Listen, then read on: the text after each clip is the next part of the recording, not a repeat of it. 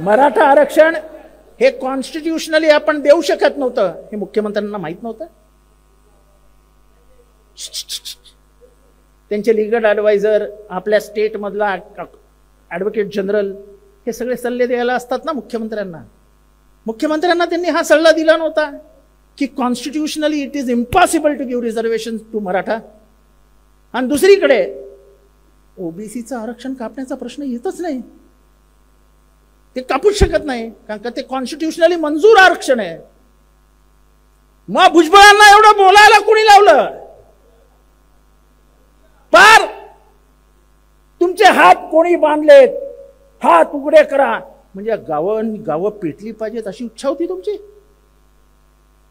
एकीकडे गावाने गावं एकत्र करण्याचं काम महाराष्ट्राच्या राजकारणात यशवंतराव चव्हाणांनंतर शरद पवारांनी केलं. ती सामाजिक परिस्थिती उद्ध्वस्त करण्याचं काम तुम्हाला करायचं होतं. भुजबळ साहेब, आम्ही तुम्हाला ओबीसीचे नेते मानत होतो नाही, मानतो, पण तुमचा तोल का गेला हे कळलं नाही. तुम्ही ह्या त्रिकूट सरकारच्या राजकारणाचे बळी ठरले आहात असं आज अख्खा ओबीसी बोलतो. ओबीसीच्या मनामध्ये कधीही मराठ्यांविरुद्ध कधीही पाप नव्हतं, ते पाप तुम्ही त्यांच्या मनात आणलं. ओबीसी हा शांत स्वभावाचा, त्याला संख्येची जाणीव आहे. मी वंजारी, मला माहिती आहे वंजारी कुठे जास्त आहेत, कुठे कमी आहेत, कुठे जास्त आहेत, कुठे कमी आहेत. त्या समस्त वंजाऱ्यांना एकत्र करून कोणाविरुद्ध उभं करायचं, त्या समस्त धनगरांना कोणाविरुद्ध तरी उभं करायचं. हो, 347 जाती आहेत महाराष्ट्रामध्ये ओबीसीच्या, त्यांना एकत्र करून तुम्ही काय करू पडत? कुरुक्षेत्र महाराष्ट्राचं रक्ताचा म्हणजे सडा पडायचा होता आपल्याला, आणि अचानक युटर्न का घेतलात तुम्ही?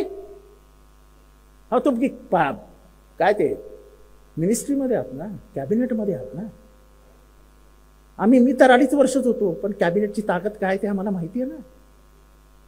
कॅबिनेटमध्ये तुम्ही बोलू नाही शकलात. जे कॅबिनेटमध्ये बोलायचं होतं ते तुम्ही रस्त्यावर येऊन बोलत होते. तलवार काढू, हे काढू, ते काढू. ही भाषा कॅबिनेट मिनिस्टरला शोभत नाही.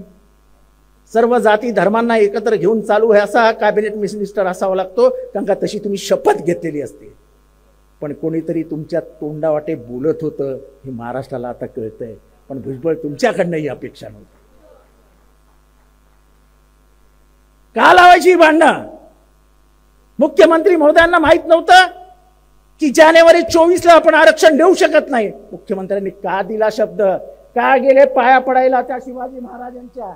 कशाला एवढी नाटकं करायची? स्पष्टता राजकारणात असायलाच पाहिजे. मंडळ आयोगाला डॉक्टर बाबासाहेब आंबेडकरांचं नामकरण आलं.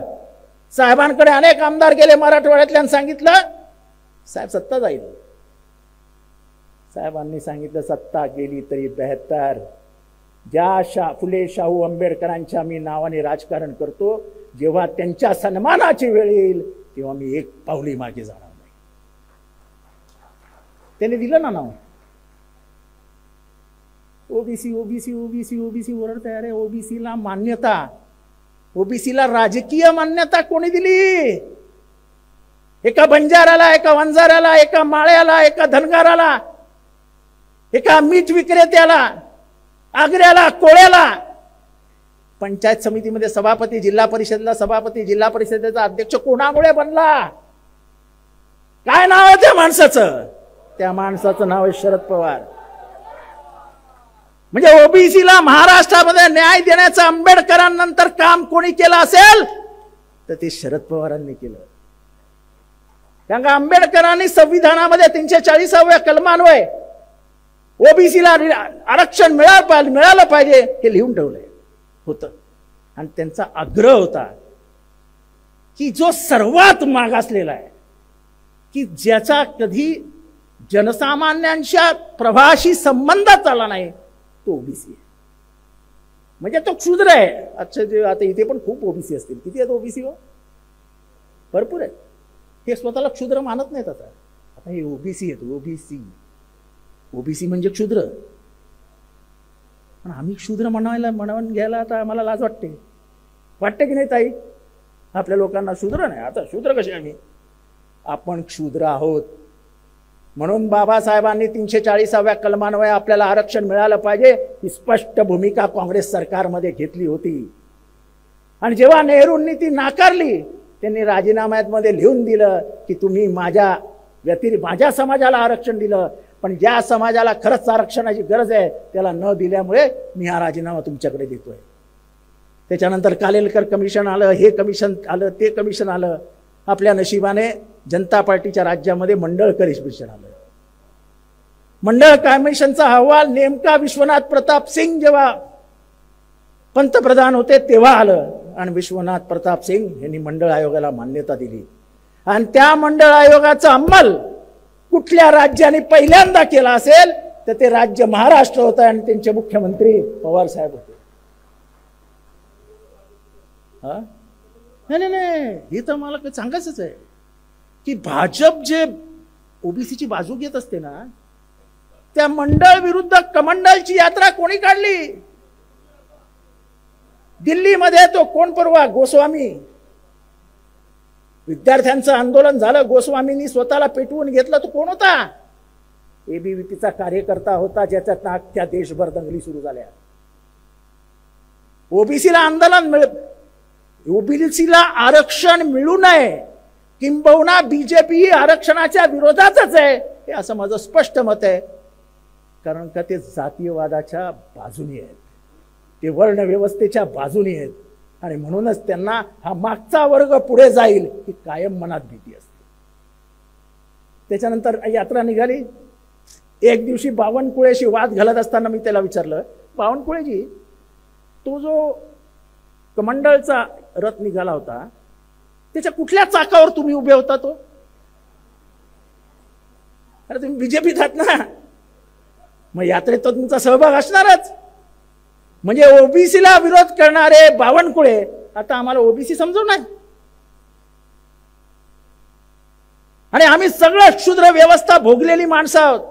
आज जाहीररित्या सांगतो, मी चांगल्या सोसायटीत राहायचो ठाण्यामध्ये. एका जातीचं वर्चस्व होतं त्या सोसायटीमध्ये. माझ्या आईला कधीही सत्यनारायणाच्या पूजेला बोलवायचे नाहीत, हे मी माझ्या डोळ्यांनी बघितलेलं आहे. तो झालेला वाराची जखम मिटेल कधी?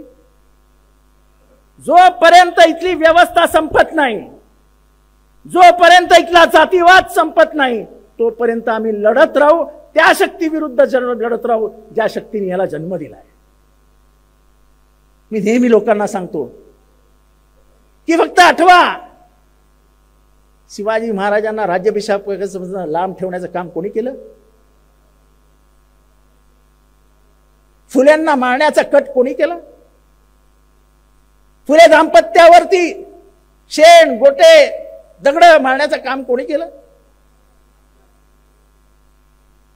शाहू महाराजांची हत्या करण्याचा निर्णय कोणी घेतला होता? शाहू महाराजांना सर्वात जास्त त्रास कोणी दिला? आंबेडकरांना शाळेतही बसू दिलं नाही, कोणी केलं? त्यांच्या जातीच्या लोकांना पाणीही पिऊ देणार नाही, हे कोणी केलं? पण या सगळ्यांचा बाप असलेला आंबेडकर यांनी संविधानात ना तुम्हाला मला सगळ्यांना माणूस म्हणून जगण्याचा अधिकार दिला. म्हणून डॉक्टर बाबासाहेब आंबेडकर आपले अब्दुल बाप आहेत. संविधान ही काही साधी गोष्ट नाही आहे. संविधानाकडे एक पुस्तक म्हणून बघू नका. तुम्हाला माणूस म्हणून जगण्याचा अधिकार देणार आहे ती गीता आहे, ते बायबल आहे, ते कुराण आहे. ते कुठल्याही धर्मपुस्तकापेक्षा मोठं आहे. एबीपी माझा, उघडा डोळे बघा नीट.